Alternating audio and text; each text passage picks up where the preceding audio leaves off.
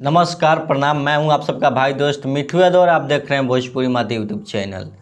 अखिलेश और खेसारी लाल यादव जी का जोड़ी, अखिलेश कश्यप और खेसारी लाल यादव की जोड़ी ने ग्लोबल का स्ट्राइक की मां बन करके रख सकी है, क्योंकि अखिलेश कश्यप का लिखा हुआ गाना देवी गीत रहिया ओढ़नी से रहिया बहार दे जान, उस गाने को ऑफिशियल से तो डिलीट कर दिया गया, लेकिन अखिलेश कश्यप के सेकंड चैनल अन्नपूर्णा फिल्म्स भक्ति और अंजू फिल्म्स, जो कि उनके बीबी के नाम से है अंजू फिल्म्स, और अब अखिलेश अन्नपूर्णा भक्ति जो ऑफिशियल है उस पर इस गाने को रिलीज किया गया और गर्दा मचाकर हर जगह पर हर एक पंडाल में बज रहा है। तो अखिलेश कश्यप और खेसारी लाल यादव की जोड़ी ने ग्लोबल के स्ट्राइक की मां बन कर रख चुकी है। तो दोस्तों, आप इस पर क्या कहना चाहते हैं, अपना राय जरूर कमेंट कीजिएगा और ऐसे ही खेसारी लाल यादव को प्यार देते रहिए और कोई स्ट्राइक उनका कुछ उखाड़ नहीं पाएगा अगर आपका प्यार ऐसे मिलता रहा तो।